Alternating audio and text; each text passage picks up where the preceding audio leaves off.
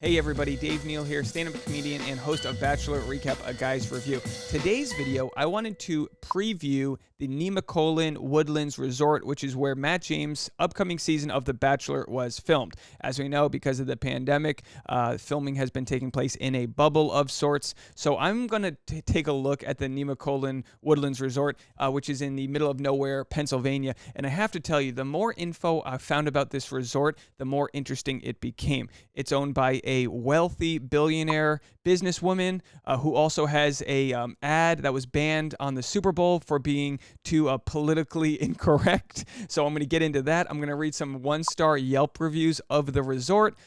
Speak of some bed bugs that happen there, so be careful. Watch, flip your mattresses over. And I'm also going to check out the fact that I looked into this. There's actually a roadside zoo that's labeled as a safari that's on the resort, and they're going to film some content over there. So after having watched Tiger King on Netflix, we know that these roadside zoos are usually not good. So I'm going to read some bad Yelp reviews from that. And also, there was a bear attack. I should have led with that. There was a bear attack that took place on the resort a couple years ago that was in the news. So I found way too much info out that I didn't really need to know. So let's dive right into it. And again, hit subscribe for all of my recaps and live streams. This will be the first season where I do live streams immediately after the West Coast airing of The Bachelor. So starting tonight at 10 p.m. Pacific Standard Time, I'll be doing live streams on my channel. Hit the subscribe button, hit the alert button, and we're going to have a good season. So if you guys remember, episode 4 of JoJo's season of The Bachelorette filmed at Nemacolin Woodlands Resort. So let's get ready for some hot air balloons. We know Jordan Rogers is, okay? If you don't get it, let's keep on moving. Who was Nemacolin, right? Who was he? The resort's named after Nemacolin. Being from the Northeast, I like to Google names that sound native because they always have a fun story. Nemacolin was a chief born in 1715, died in 1767, a chief of the Delaware Nation who helped Thomas Cresap widen a Native American path across the Allegheny Mountains to the Ohio River Valley. After blazing the trail, Nemacolin moved his tribe to a site alternately known as Neal's Landing, that's my last name, Neal's Landing, on Blennerhassett Island in the Ohio River in what became West Virginia. After the peace treaty, Nemacolin renewed his tribe's claim that settlers had broken the treaty terms in establishing permanent settlements in what had been his tribe's lands, to no avail. Nemacolin died, and European settlers soon laid claim to that land. And The Bachelor is a great reflection of the culture of the U.S. So the fact that they're filming at Nemacolin Resorts, named after a Native American who had his land taken from him by European settlers and is currently owned and operated by a billionaire white lady, this is about as American as it can get. Not to make things political, but here we go. So they filmed in a bubble. No crew went in or out. It was as socially distant as Ivan and Tasha's fantasy suite. Yeah, no one touched anyone in there. They didn't have to wear masks. They kept their distance. They brought extra women in to Nemacolin Resorts in case somebody tested positive for coronavirus. So basically, they have 32 contestants for Matt James' season, which we've already met in my live stream. If you haven't, go check that out. We'll get to know them on the show. But they brought in extra women in case some of them tested positive. How funny do you think it would be for those 14 extra women, I'm guessing it was 14, maybe a 7, that they brought in that didn't make the final cut? They're just literally sitting at a resort in Pennsylvania for a month waiting for somebody to sneeze on somebody else so they catch the virus. They literally were probably the only 14 people in the whole world that were hoping that someone was going to test positive for the virus. Anyway, no one tested positive for the virus, at least. God knows they tested positive for something else. Boy, these poor ladies. Imagine being desperate enough to want to get humiliated on a network dating show, and imagine waiting on hold for somebody to get sick. Oh boy, what does that do to your, image? Okay, so anyway, I'm going to read this from the website. Situated on, and I'm going to do it in voiceover voice. Situated on 2,000 acres, Nemacolin Woodlands Resort, located in the Laurel Highlands of southwestern Pennsylvania, features luxurious guest rooms, suites, townhomes, and luxury vacation homes. The location also features a golf course, spa, art exhibits, wildlife habitats, rock course, and outdoor sports facility. How big is 2,000 acres? La Quinta Resort and Club in Palm Springs was 1,400 acres. which is really good to know in case we have a Colton Underwood type season where he just decides to run away. It's going to be hard to escape from a 2,000-acre compound, especially with wild, brown bears in the area. We'll get into the bear attack. Don't worry. I'm not going to leave you hanging. By the way, did you guys know that the Appalachian Mountain Range is related to the Scottish Highlands? Did you guys know this? Both are part of the Central Penjayan Mountains. Bet you didn't know you'd learn that today. Does that mean we'll see some Scottish kilts or some log-throwing group dates? Probably. If anyone ever wondered why the Scots and the Appalachian people that both love whiskey and speak funny, now we know they're related. Is the Laurel Highlands in Pennsylvania related to Appalachian Mountains? Who knows? Really, who knows? I don't know. That's as far as I got researching it. According to Nemacolin, the website, they have some experiences that I thought were pretty funny. Because we're looking at this. I'm sure the Bachelor will bring in a truck of all their props and stupid things they want to do. But as far as the resort goes, they've got a spa and salon, of course, a paintball, which, by the way, did you look at the photo of the website? It looks like Claire and her friends tried out paintball already. They have zip lining, and they have an auto club detail, which, by the way, if the front page of your resort talks about your auto club detail, it's like, what? That's a car wash. You have a car wash where they vacuum the inside out, and that's on the front. You can't have too many features on your resort that you're toting the car wash on the front page. They have a Lady Luck Casino operated by Churchill Downs Incorporated. What's worse than gambling your soul away at a casino in Nowhere, Pennsylvania? How about gambling your soul away on The Bachelor in Nowhere, Pennsylvania? Winner, winner, chicken dinner. With 32 ladies, Matt James sure has a full house. If he plays his cards right, he might play his hand on several slot machines. Let's see if he can go all in. If you don't like a recap that relates contestants on The Bachelor to slot machines, then this ain't for you, baby. But we're going all in, as I'm sure Matt James is sure to do as well. Check your lady for ticks. Who owns Nemacolin Resort? Here's where it gets interesting, folks. This is where it gets interesting. You should never Google who owns expensive things because you're never going to be happy with what you found. We might get a little political here, but, just hold on to yourself, folks. Like, you know what I mean? Don't get triggered. Leave a comment. Let me know what you guys think. Maggie Hardy Knox, born in 1965 on December 7th, owns Nemacolin Resort. She's an American billionaire businesswoman and the owner of 84 Lumber. Both founded by her father, Joseph A. Hardy. She began running the family business at the age of 27 when her father was 74. Her father passed up on her two older brothers to give her the heir to the family fortune, which is very interesting. I wonder why that happened. I mean, how big of an idiot must her older brothers have been for the father to pass the brothers and go to her? At 27, she became, I guess, a billionaire.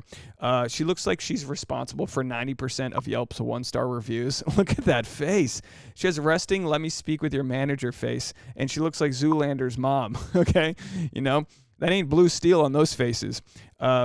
I've never been more scared to roast somebody in my life because she looks terrifying. She looks like she could just kill me with her bare hands. If you asked Google artificial intelligence to design a female billionaire, it couldn't have done a better job. She's very intimidating looking. So, you want to give her the benefit of the doubt. Maybe she's a nice person. You know what I mean? By the way, if you make your money, if you become a billionaire from lumber, it's like you can't own all of that wood. So I'm guessing she pulled the old Nemacolin and stole it from some natives. I'm just saying, who knows how this happened, but billionaires don't become billionaires for no reason. Like they said, our friend over there, speaking of the Appalachian Mountains, our friend over there, who's the Tasha, who's our the country singer who helped get the COVID cure? Dolly Parton. That's it, folks. Dolly Parton could be a billionaire, but she's not because she gives millions and millions away every year. Everyone should be more like Dolly Parton. Speaking of hot air balloons, holy cow, she could sail away with those puppies. Don't get too warm in there. She gets a fever. She starts drifting away. Hey, that's funny, folks. We didn't write that one down. We're going to keep it. Dolly Parton. This lady, Maggie Hardy Knox, the billionaire owner of Nemacolin Resort, she had an advertising controversy a few years ago. Knox helped to develop 84 Lumber's 2017 Super Bowl commercial, which stirred controversy before airing for featuring a border wall separating a mother and child from presumed freedom, following their visibly arduous journey to it. The wall was deemed too political by Fox. When Fox is telling you to cut the crap, you know you crossed the line. Let me tell you something. The Washington Times reported that she says she's a staunch supporter of President Trump and his proposed U.S.-Mexico border wall, and that she said she personally helped develop the commercial, but said her politics had nothing to do with its message. Okay, so look, her politics had nothing to do with the message of building a wall. Mind you, she's a billionaire in Pittsburgh, Pennsylvania. Okay, she's nowhere near the border wall. But she's a little worried they're going to steal her jobs at the old Nemacolin Resort. Hey, I wonder how many, illegal immigrants work at the Nemacolin Resort anyway. You know what I mean? Like, we should probably audit them over there. I digress. We're moving on. So MarketWatch.com said the ad won the title of most controversial Super Bowl commercial that year. New York Post Kyle Smith, in a piece titled "What Was 84 Lumber Thinking?" with its Super Bowl ad, called the spot an unmistakable invitation to lawbreaking from a building supplies company. That because of the industry it represents is strongly associated with illegal immigrants.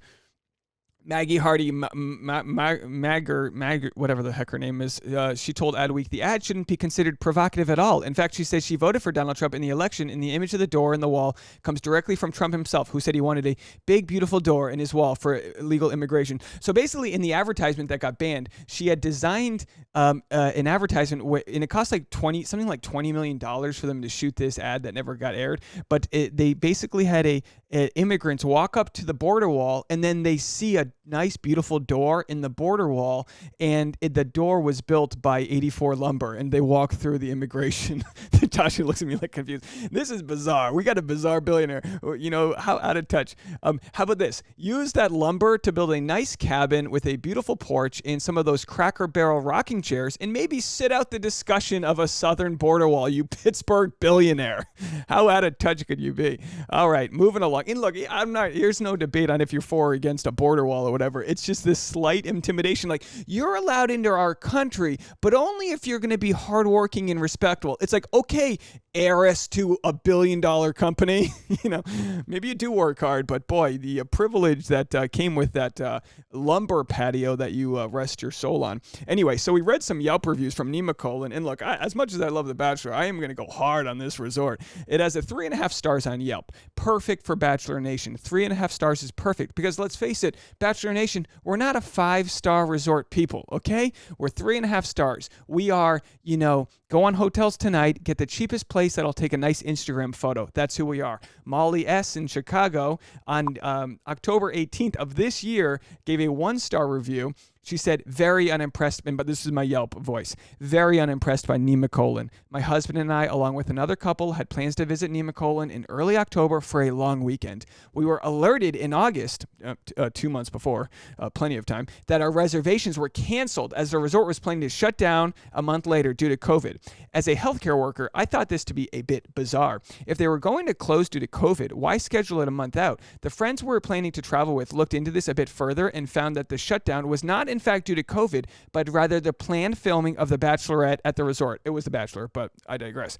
Great thing to lie about, Nemacolin. People are losing their lives, and you think using COVID as an excuse to cancel reservations is okay? We called the resort, well, technically it was because of COVID, because they canceled, because Bachelor only filmed there because of COVID. So technically they got booted out for economic reasons, but it did have to do. We called the resort to express our concerns and were told by Olivia that our airfare would be refunded by the resort and we could get a small discount if we chose to rebook in the next year. Look, you shouldn't be able to leave a 1-star review if they refunded your airfare 2 months in advance. I think you're going to be okay there, Molly S. We called the resort. If you're looking for a nice resort experience, I would highly recommend looking elsewhere. There are plenty of other options with better customer service and more solid morals. Do not waste your money on the liars and thieves at Nemacolin. This is the perfect energy for The Bachelor. This is going to be great. They better sage this place. A couple more 1-star reviews. To start, this is from Amanda J. It's always, there's a male. I was going to say it's always women. There's a guy in here too. This is from October 4th. To start, this place is so boring and outdated, but it was their refuge that struck me the most. It's nothing more than a roadside zoo. It's depressing, pathetic, and I'm shocked it's even legal or how they could possibly get away with calling it a refuge. Nothing about the animals' enclosures were anything like their natural habitat and zero enrichment for the animals, plus setting off fireworks. If you're going to buy animals to exploit, call it what it is. Save the word refuge for those that actually provide a real refuge for animals. Really not sure why or how this place is so highly rated and why anyone would be willing to pay so much to go here more than once after seeing how it really is. So, that's interesting. Fireworks next to a zoo refuge. So whenever you see these nice, quiet sloths just hanging out, just know that the next time you see fireworks on The Bachelor, that sloth is probably, pooping himself in his little cage because he's so nervous. This is heartbreaking. I'm not even a big animal rights activist, but whenever they say refuge, it's like, refuge from what? What in Pennsylvania is right for a bear that belongs in the Afghanistan mountains or whatever it's from? David in Manhattan said this was our first time at the resort. We went with 1-star review, by the way. We went with 2 other families and rented one of the houses on the property. The home was beautiful and had everything we needed. However, on day 2 of our stay, my Rolex watch went missing after the housekeepers cleaned the house. The resort did not help me in the process whatsoever and tried to turn things around on me. After a lot of back and forth with it, by the way, if Maggie just hired better help to clean the rooms, maybe they wouldn't be stealing the Rolexes here. Maybe this is a Jean Valjean situation. How much are we paying the help? You know what I mean? Anyway, another 1-star review. Can I give this place a negative? No, you can't. You can only go down to 1. They wanted to give a negative. Bugs in the bed, broken bath faucet. That sounds like a rap song. Bugs in the bed, broken bath faucet. We had to wait 45 minutes just for them to arrive and then wait some more to have them change it. Bathtub had cracks on the ledge. The sink has a slow drain, blah, blah, blah. All right, so let's just move along. July 21st, 2019, so only a year and a half ago, bear attacks, bites wildlife resort employee in Pennsylvania. The employee was not seriously injured. The guide at Nemacolin Woodlands Resort in Pennsylvania, 60 miles south of Pittsburgh, was grabbed through a fence by a Himalayan bear, pulled toward it, and bit on the arm, according to the resort. The bear just wanted to play. Right, the bear just wanted to play. It's bored and it's got a chain link fence. It just wanted to play with your arm and eat it like a beef jerky. The female employee was flown by helicopter to a local hospital and was in critical condition. Oh, critical condition. I hope she's okay. We deeply regret. This is what Maggie said. The billionaire owner, Maggie Hardy Knox. I called her by her other name. I guess she changed names. We deeply, probably because of her bad Yelp reviews. And she's like, I don't want to be Googled. She had like Tasha's ex energy. They're Googling me for all the wrong reasons. No, it's because you're a billionaire who probably doesn't pay your employees enough, so they're stealing Rolexes. We deeply regret this incident.